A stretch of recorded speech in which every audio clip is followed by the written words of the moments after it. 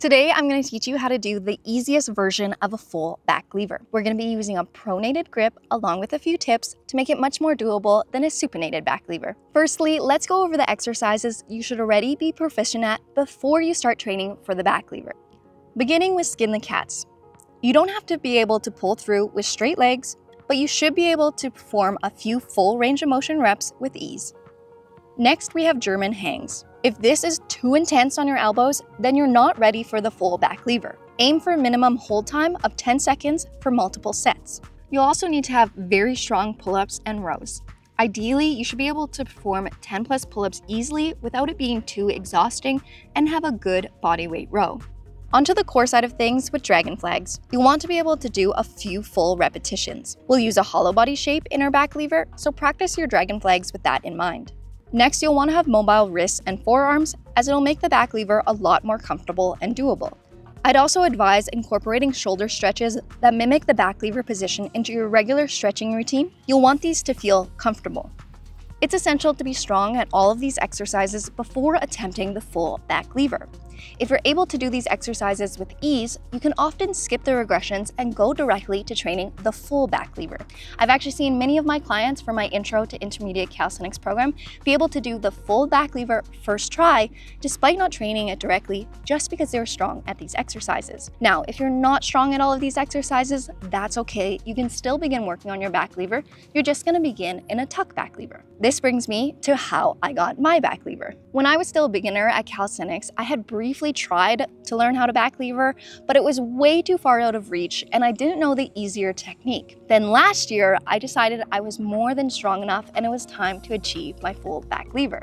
So I committed to training my back lever every day until I achieved it. I still went on with my regular training, just with the addition of practicing the technique of the back lever because I already had enough strength. It took me 7 days to get. What I did was I held the vertical back lever and slowly lowered more and more until I hit parallel. Now let's break down the back lever technique so you can do it too. Overgrip the bar, palms facing away from you. Use a narrow grip to make the back lever easier. As you get better at the back lever, you can widen your grip. You'll need to bend your elbows quite a bit to make enough space for your hips to come through. Extend your legs vertically, squeezing them tightly together. Lock your core into a hollow body shape, focusing on feeling it in the front of your core versus in your lower back. Begin to lower through your shoulders as you push the bar away from you. Aim to keep your hips in line with your hands. Begin to lift your gaze as you continue to squeeze your arms into your body. Let's practice the form using a stick. So grip your bar in a narrow grip. Depress your shoulders, pulling them away from your ears. Protract your shoulders, meaning we're going to pull our shoulder blades apart, and then squeeze your arms into your body as much as you can.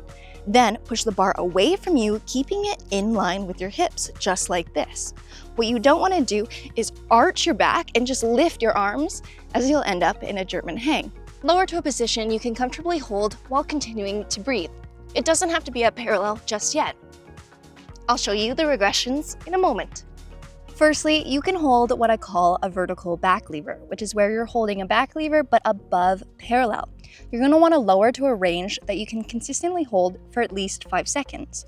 Slowly over time, you'll lower more and more, eventually reaching parallel. If you're not quite strong enough to hold a full vertical back lever, you can begin in a tuck. Again, working on slowly lowering more and more until you reach parallel. Once you've reached parallel in a tuck, you'll restart the process in the next progression. You don't have to go the vertical, lowering to parallel route if you don't want to. If you prefer doing static holds of an easier progression at parallel, that's fine too. It's up to you, how you like to program, and what your preferences are.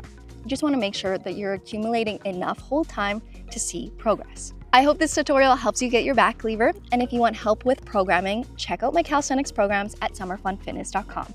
I'll help you get your front lever, your handstand push-ups, or even your first pull-up. And if you're looking for a new workout to do right away, check out this one. Thank you for being here.